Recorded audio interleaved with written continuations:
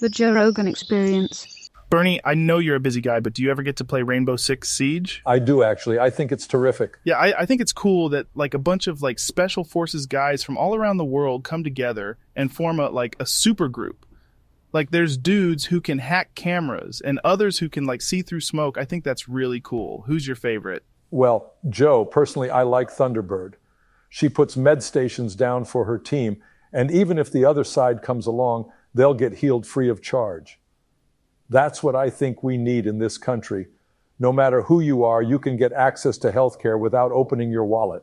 Bernie, you have to pay for that character. Well, I'm not saying the game is perfect. Well, my favorite is Oryx for sure. He doesn't have any fancy scopes or gadgets or any of that shit. He's just a big hulking pound of muscle, and he'll mess you the fuck up.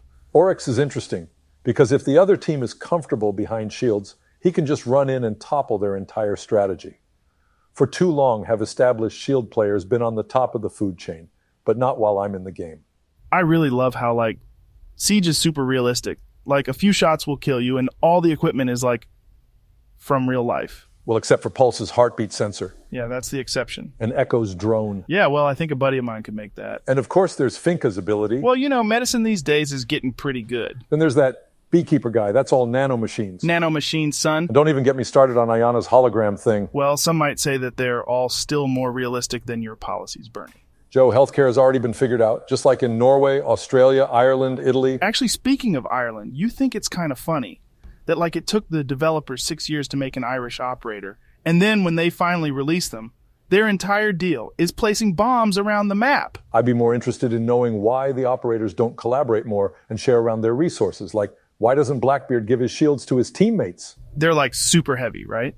Like you think Kavira would want to be slowed down by a big fucking shield? Hell no, man. She's off like slapping people around, interrogating the enemy, making them call her mommy, you know? Well, that sounds like some deep-rooted shit I don't want to get into. I just like that teams have to properly prepare to win in this game, because if you don't prepare for the future, you're destined to fail. Yeah, like you can set up traps and shit. That's my favorite part. I always stack all 5 cap can traps on a single doorway because it doesn't matter what kind of armor you've got. You cross that line and you're toast. Joe, have you ever considered fortifying the objective room instead? Nah, man, I'm not some kind of barricade Barry.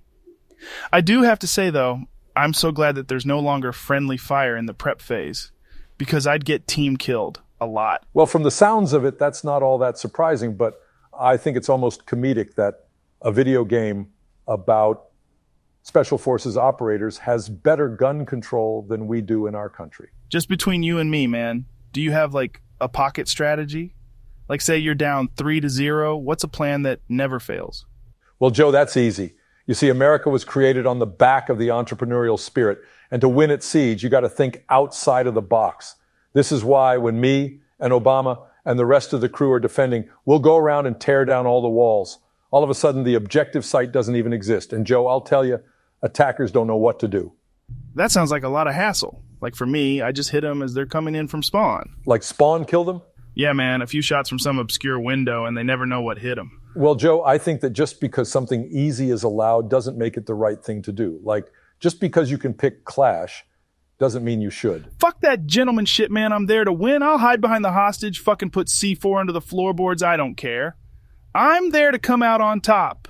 Would you reinforce the objective room? Well, let's not get carried away. I just really appreciate that there's so much diversity in the operators. I think that's terrific. You have Flora as an openly gay character, a Rooney who's an amputee, and then, of course, you have Jackal. Wait, why Jackal? Because you have to be seriously mentally challenged to enjoy playing that piece of shit. Nice. I also like how due diligence is rewarded. Like droning into a room will give you a lot of useful information on what to expect inside. I think that's incredible. Nah, man, I disagree. Droning is dumb. Go on. Well, the game's been out for what, nearly 8 years? And droning is still the same shit. Like droning takes up like 20% of an entire round, and they don't even try to make it more interesting. You don't like it? Well, it should be more of an intelligence phase, right? Like the defending team can set up defenses and break walls. So why can't attackers just have more to do? Like what if there's like a hacking mini game where they can hack into defending cameras or heat signatures through a satellite image or something? And why can't there be different drones? Like spider drones that can crawl on the walls, or like drones with speakers that blast YMCA on full volume. That would be way more fun. Well, you had me up until that last part, but I do agree. Much like many of our working class Americans, the drone phase has certainly been overlooked for the past 8 years. And like Rook's armor packs, why do I have to share them around? Why can't I just stack all 5 on my enormous French body and be nearly impossible to kill? Well, Joe, I imagine it's pretty heavy. I mean, yeah, you'd be slow, but when I'm trying to run outside and take attackers by surprise, I think I'd probably win if I had 400 health. Joe, you strike me as the kind of guy who buys cosmetics for alibi.